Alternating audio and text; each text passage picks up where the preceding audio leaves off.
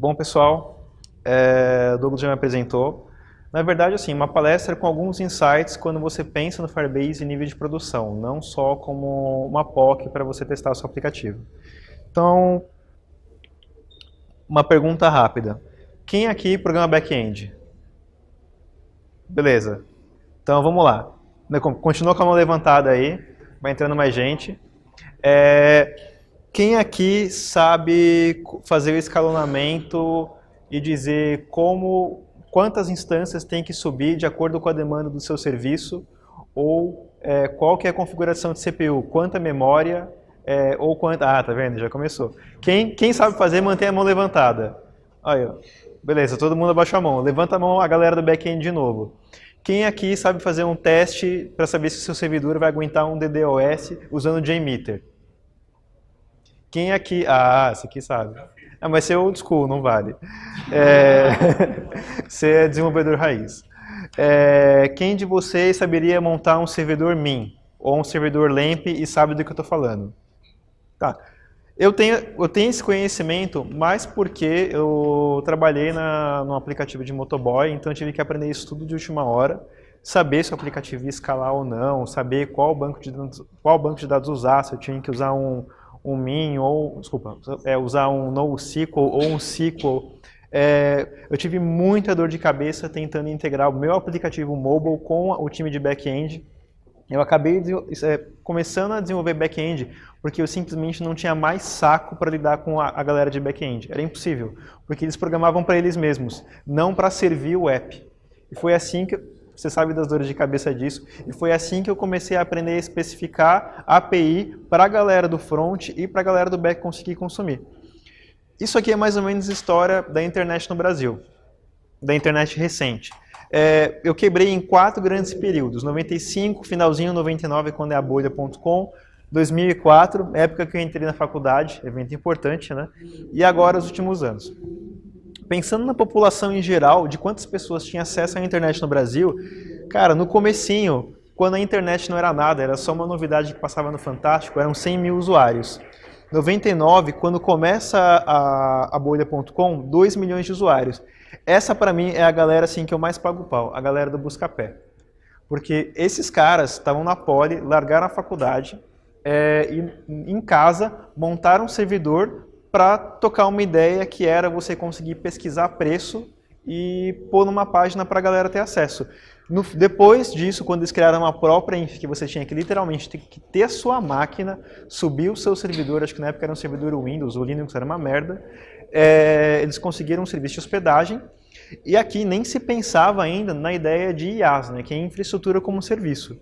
Isso acontece em 2004, que é quando o Android e o iOS são lançados por volta de 2007, e é com o IaaS que você consegue pensar de fato em coisas como o Facebook, Pirate Bay ou Live da PSN e Orkut, e ter máquinas que suportam de repente 30 milhões de acessos.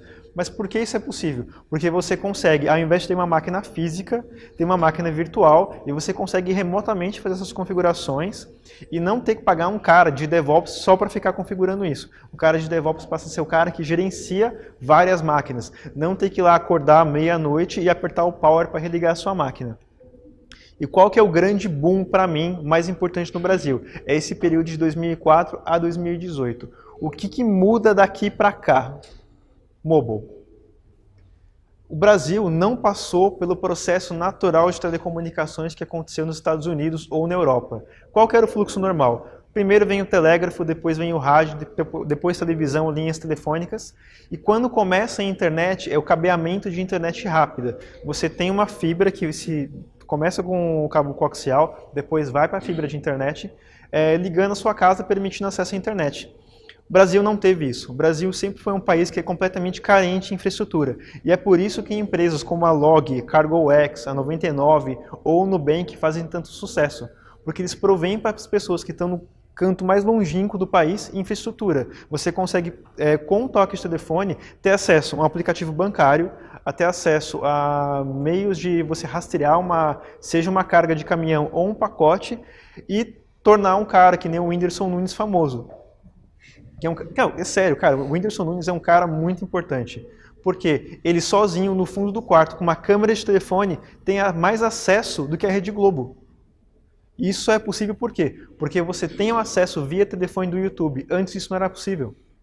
Então, para mim, esse é o período mais da hora que a gente pode estar vivendo da parte de desenvolvimento de telecomunicações, de tecnologia do Brasil. A gente está construindo esse período. Então, assim, isso só é possível por causa da gente. Vocês, desenvolvedores Android, desenvolvedores iOS e desenvolvedores de back-end. E bacana. Dito isso... Opa! Douglas me enganou. Tá. Vamos voltar aqui. Vocês possivelmente não passaram por isso. Eu sou um dos caras que eram fundadores do 99 Motos, que foi de fato a primeira empresa a criar um aplicativo para você pedir um motoboy para vir retirar um pacote na sua casa e entregar em qualquer lugar. Muito provavelmente vocês nunca ouviram falar de mim. Vocês devem conhecer quem são os grandes players hoje, a Rapido e a Log. A Log nessa semana recebeu um investimento de 400 milhões de reais. A meta deles é simplesmente acabar com o mercado, dominar o mercado de entregas do país e eventualmente até substituir os Correios.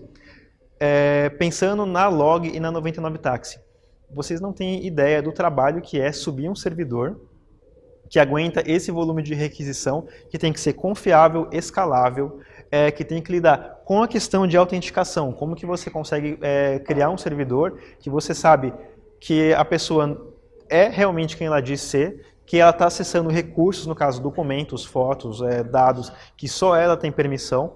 Como que você consegue, por exemplo, um problema que eu passei, eu tive que mudar toda a infra que estava rodando no Google App Engine para a Amazon. Como que você consegue fazer isso de maneira transparente para o usuário? Você migrar todo o seu banco de dados de um lugar para outro sem você causar um downtime. Qual tipo de tecnologia que você escolhe, se você implementa tudo em Django, no meu caso foi Django, em Express, em Rails, qual que é o framework que você usa, qual a linguagem, como fazer deploy de microserviços, como criar serviços que são stateless, como você cria funções para fazer execuções rápidas de alguns microsegundos que se comunicam tanto com a sua base de dados e tomam ações como, por exemplo, que o Pedroso mencionou anteriormente, que é acho que ele usou o Functions para fazer o tratamento do Google Vision. Qual tipo de infraestrutura que você vai usar? Se é um IaaS, é uma infraestrutura como serviço. Você instancia uma máquina virtual, decide qual sistema operacional vai usar, qual pacotes vai instalar, ou simplesmente pensar em plataforma como serviço. Talvez algum de vocês tenham ouvido falar, no caso do Google App Engine, no Heroku, Amazon, Beanstalk, são serviços que você simplesmente sobe um repositório direto do seu GitHub ou do seu Bitbucket e faz um deploy e a sua aplicação está pronta para o consumo. E o Firebase ele fica com um pé meio entre o PaaS e o SaaS. Ele é uma plataforma como serviço, mas você não entrega código. Você simplesmente consome o quê? Um CRUD. O Firebase ele é um CRUD, mais nada. Pensando no Firebase Real-Time Database. Você lê dados, você escreve dados, faz busca e apaga as coisas.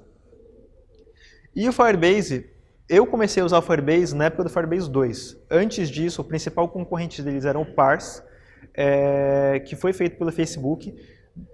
Essa solução inicial, pensando no real-time e no Parse, para mim, o Parse ainda era um produto muito melhor, só que o Parse foi descontinuado. Ele é um produto lucrativo, mas com certeza não dava mais lucro do que o Ads do Facebook. Então ele foi descontinuado simplesmente porque não atendia a meta de lucros dos outros produtos do Face. O Google se deu muito bem nessa. Então o que eles fizeram foi absorver todo esse público que veio do Parse no Firebase 2 e transformou o Firebase num grande guarda-chuva de soluções. O Firebase hoje não é só o database, ele gerencia a autenticação, então você pode fazer login social, que era uma coisa super chata de você implementar na época, quando eu implementei em Django. Eles absorveram o Fabric tanto na parte de Analytics quanto Crash Reporting. No final eles não conseguiram competir com esses caras, então o que eles fizeram foi comprar a empresa. Se você não pode vencer, compra. Eles lançaram o Amazon Functions, desculpa, o Firebase Functions, que é uma solução para competir com o Amazon Lambda, que você pode subir um código que acessa um banco de dados. Por exemplo, eu fiz um aplicativo que era meio que uma pseudo-rede social. E eu tinha que ter certeza que ninguém estava subindo o negão da piroca lá na rede social. De verdade. Então, tinha uma política de que você não podia subir porn. E tem um script super simples que você escreve em Node e você faz uma chamada no Google Vision. Então, eu mandava a foto para o Google Vision, ele identificava se era uma foto com conteúdo adulto e apagava a foto da base de dados. Eu poderia fazer isso, notificar o usuário, tomar ações como mandar um push notification de boas-vindas quando o usuário entrava na minha rede. Quando eu fiz o app, Job Scheduler, essas coisas não existiam. Então, fundamentalmente, o que eu tinha que fazer? Um Content Provider e um Sync Adapter, que era uma coisa estrambólica, gastava tempo, e eu tinha que receber push notifications de quando um dado era modificado no servidor, para eu disparar um worker para conseguir fazer esse sincronismo remoto. Firebase simplesmente dá isso. E você não tem que pensar como isso é feito. Beleza? Aí você tem aqui a ferramenta administrativa e antes do Lambda ser lançado, você também tinha um serviço que era o Firebase Kiwi. Foi um projeto criado pelo Firebase. Por quê? Porque o Firebase não é um servidor. Você não tem uma aplicação que você subiu e você consegue colocar lógica de negócio neles. Então, quando você pensa numa arquitetura Firebase, pensando que você não vai deixar toda a sua lógica de negócios dentro do seu app, ela fica mais ou menos assim.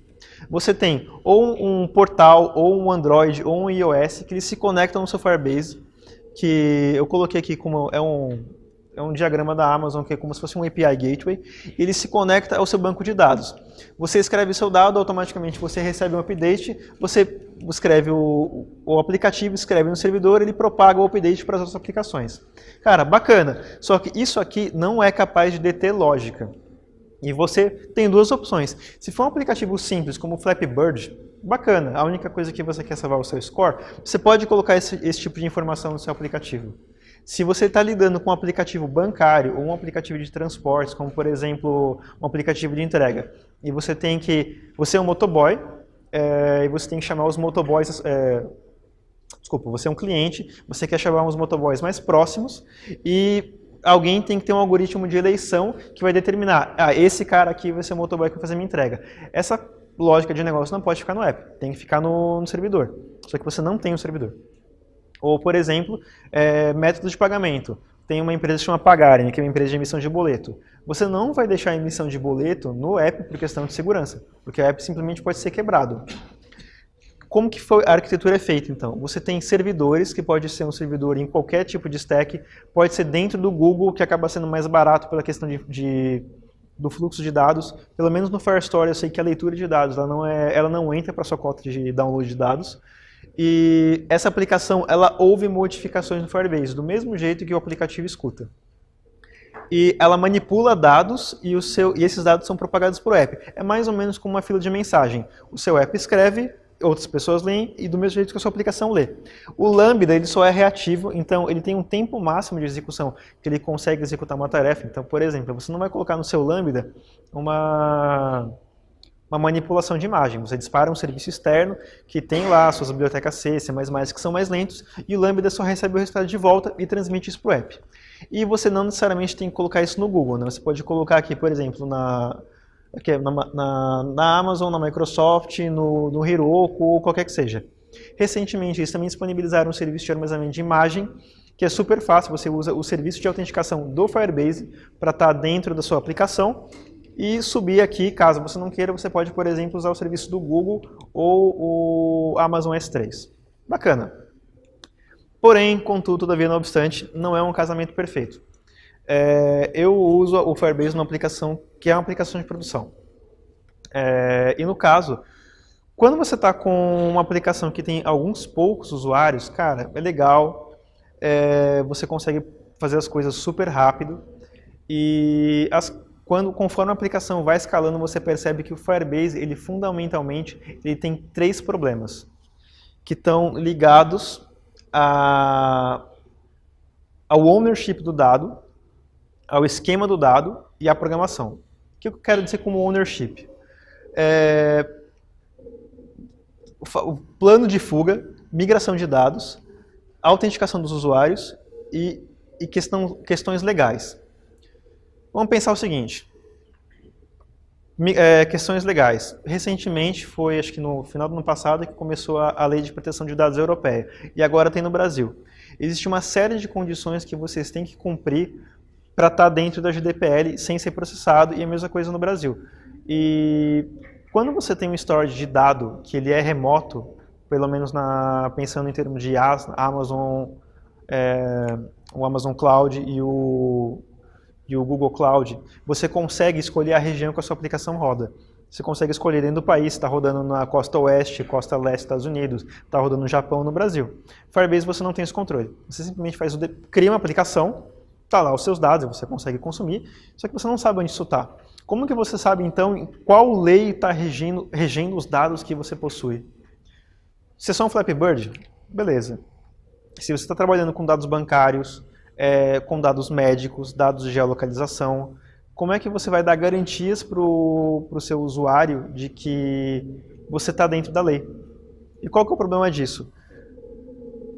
Eu estava tendo uma discussão recente no Android da RBR, e isso é uma preocupação que vocês de fato têm que ter daqui para frente.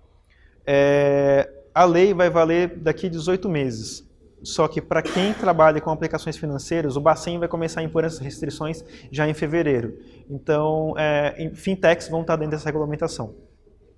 E existem pessoas que já estão de prontidão para processar as empresas assim que a lei começar a valer.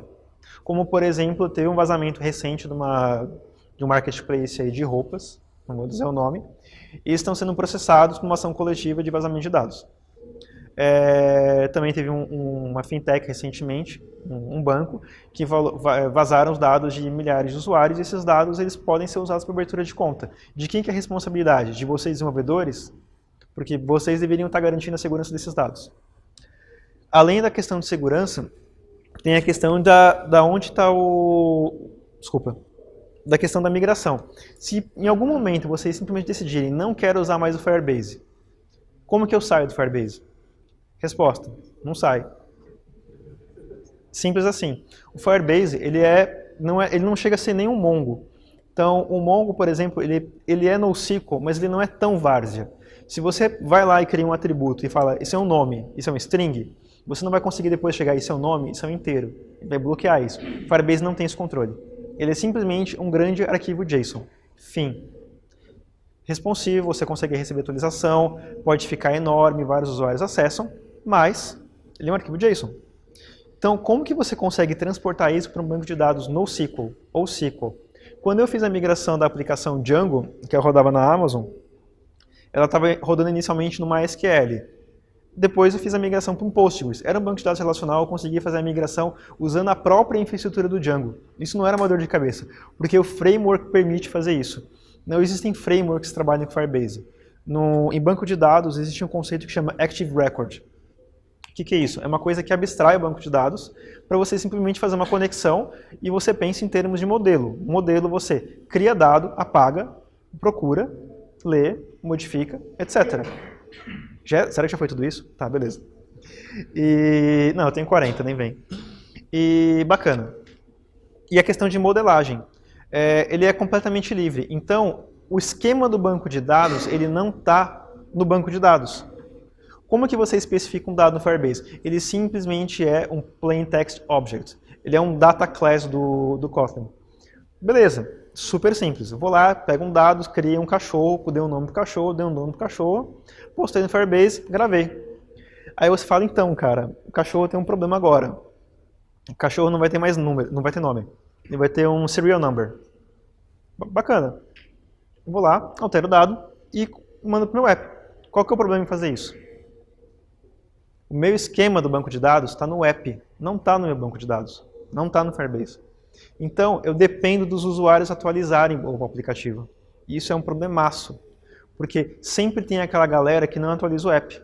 Seja porque está sem conexão, mas até eles não estão escrevendo no banco de dados, ou porque o cara se recusa a atualizar o app. Então, se você está usando o Firebase, você tem que ter uma preocupação em forçar o cara a atualizar o app.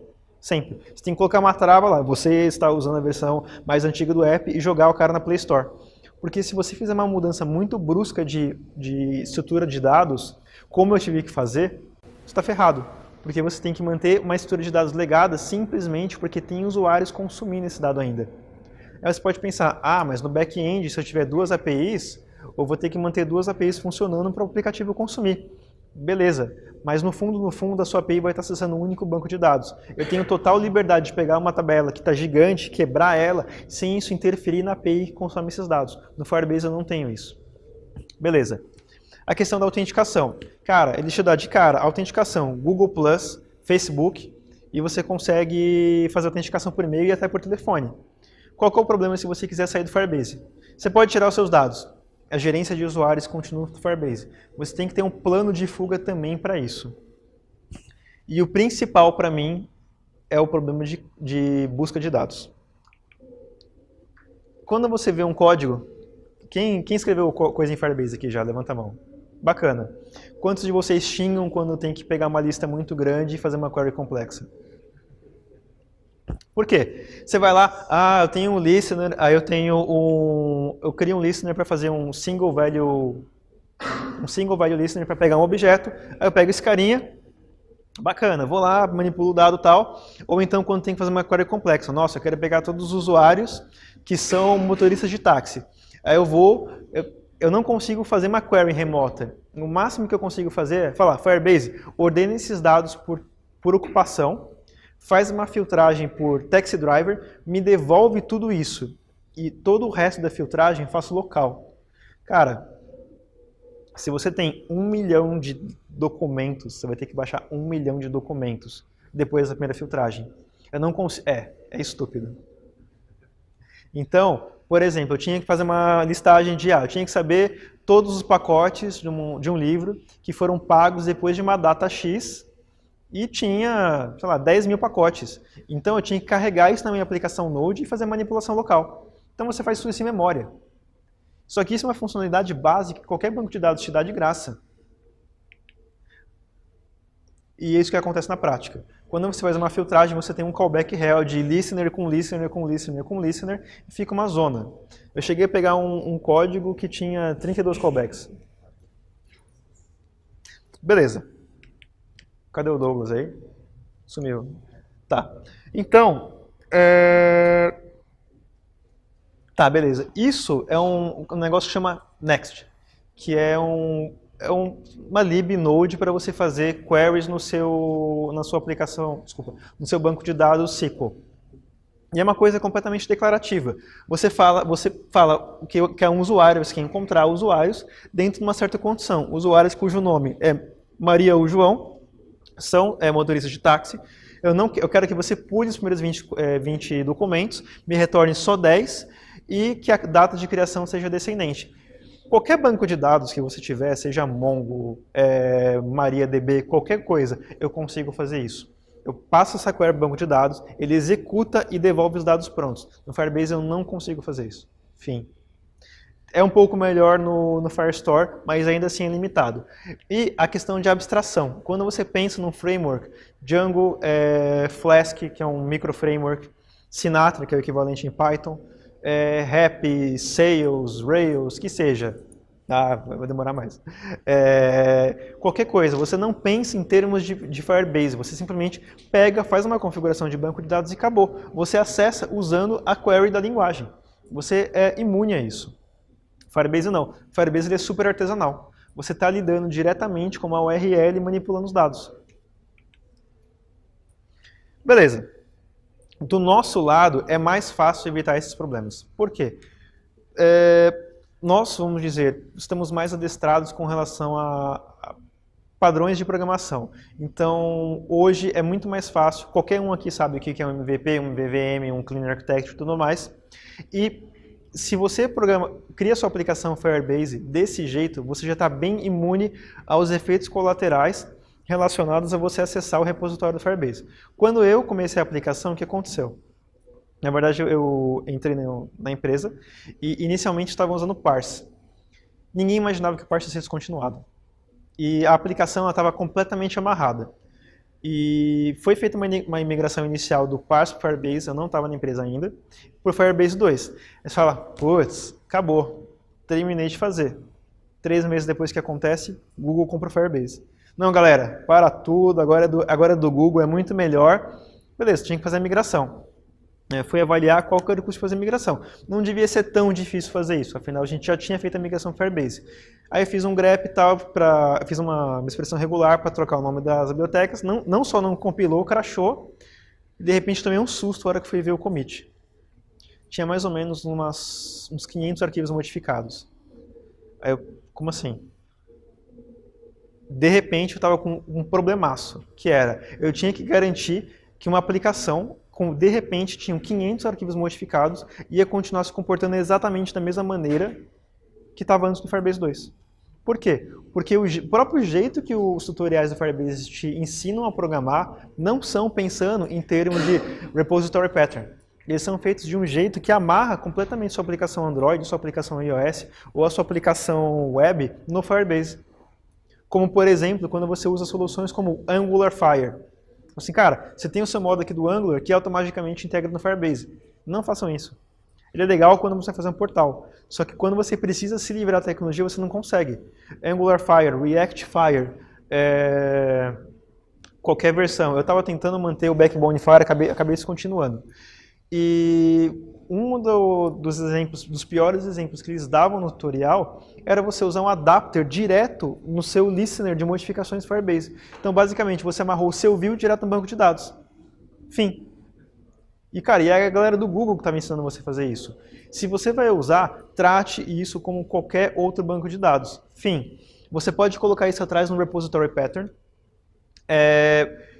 No caso de Node Frameworks, eu criei 2 plugins, está meio lagado lá com os teias de aranha, mas que basicamente consigo fazer integração com 2 frameworks Nodes para você abstrair essa camada.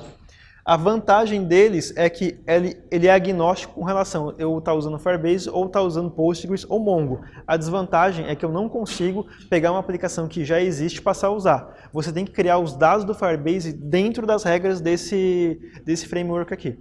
Então ele acaba fazendo data modeling para você. Uma outra coisa que o Firebase tem, não tem migração. Então se você tem que fazer uma mudança de estrutura de dados, como por exemplo, desassociar um cara que está dentro do seu node usuário para um nó separado, o Firebase não vai ter isso. Com esse plugin aqui você consegue fazer isso. A questão do data ownership de migração, eu conseguiria usar esses plugins para fazer uma migração entre clouds.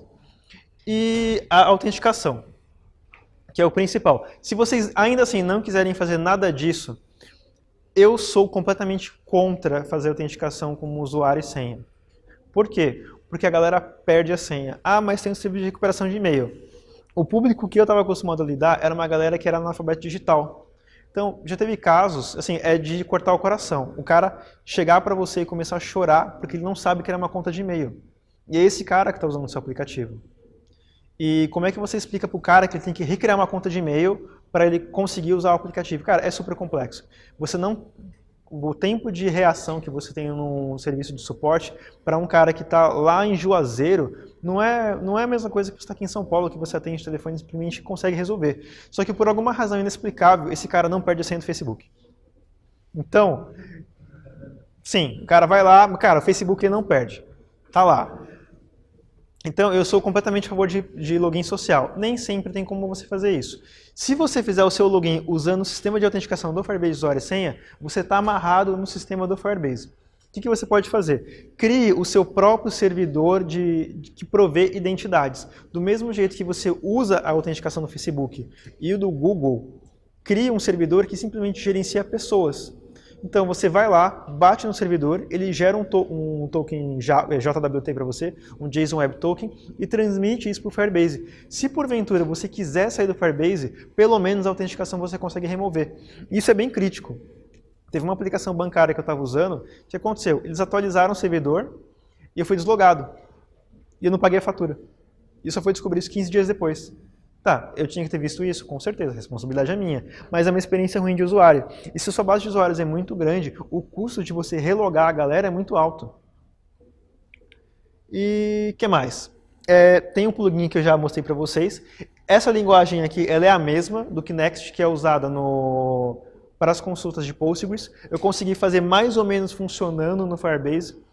Como eu estou usando uma máquina virtual, é menos custoso você baixar 4 MB numa conexão 3G do que eu baixar 4 MB numa máquina virtual que está rodando na infra do Google. Então eu posso fazer minhas queries remotamente e só passar o dado que interessa para a aplicação. E se você está usando o Firebase diretamente no seu app, eu recomendo fortemente que você use alguma integração, seja com Live Data ou com RxJS Android e RxJS Java. Porque tudo que você não consegue fazer de filtragem no Firebase, você consegue fazer de graça com RX. Tá? E quem nunca usou Firebase aqui?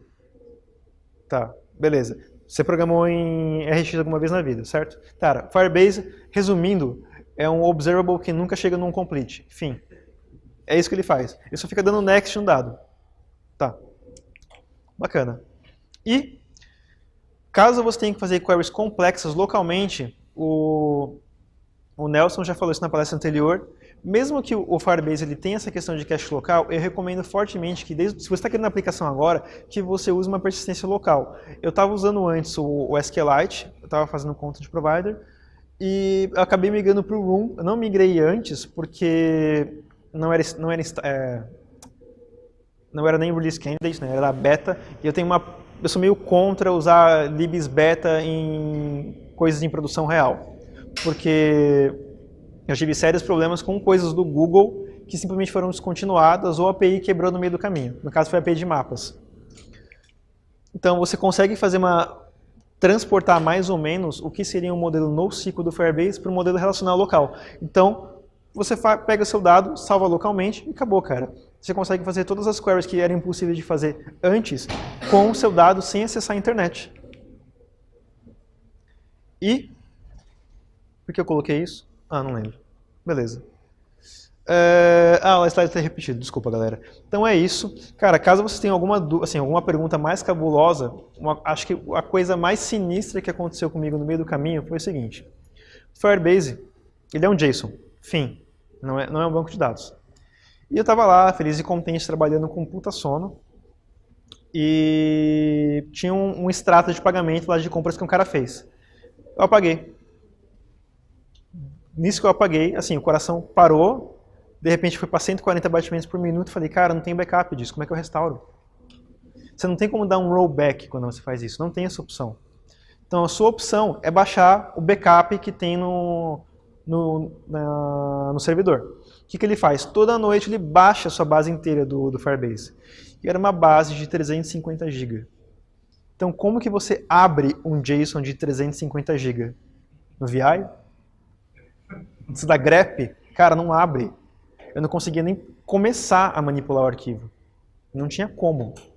Então tinha um script feito em Java, porque era impossível fazer em Python e fazer em Rails, porque não cabia em memória, que simplesmente pegava o arquivo, parciava e pegava um pedaço do arquivo. Eu consegui pegar esse pedaço desse arquivo, extrair o JSON usando o VI, porque o Emacs não conseguia abrir também, e reinserir no Firebase.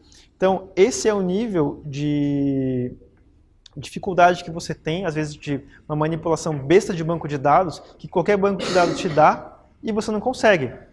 Aí, falando tudo isso, parece que eu estou falando uma coisa muito ruim. Cara, mas você conseguir fazer uma API que consegue aguentar 100 mil requisições por minuto é um trabalho insano. E você consegue fazer isso com um custo muito baixo no Firebase. Então, se você fosse montar um time de back-end e você tivesse que contratar um cara top de DevOps e um cara top de back-end, você já gastar uns 24 mil reais por mês em São Paulo. Multiplica isso por 10 meses, 240 mil. Sem levar em consideração FGTS, todas as coisas, sem levar em consideração o custo de infra, só para fazer o back-end. Firebase te dá isso de graça, plano intermediário por $25 por mês e no plano ilimitado quanto você conseguir usar. E eu te garanto, a gente não bate no Firebase o que você teria de custo só para montar o seu time de back-end. Então, para você fazer o ramp-up inicial, vamos supor que eu tivesse que fazer a minha empresa hoje, com certeza eu usar o Firebase, se eu tivesse que fazer o aplicativo de motoboy. Com certeza, fazer um Instagram hoje seria trivial tendo a infra do Firebase. Você não teria toda a dor de cabeça que aqueles caras passaram, e mesmo assim fizeram um trabalho insano de subir o Instagram em 8 semanas, ser o aplicativo mais importante do ano na App Store. Então, para coisas iniciais, eu recomendo. Coisas em produção, fiquem atentos ao que pode acontecer no futuro. Porque quando você precisar escalar e tiver que fazer um phase-out, é problemático. Então, acho que é isso. Quem tiver alguma pergunta, eu posso contar mais sobre os problemas que a gente está enfrentando agora. Então, obrigado.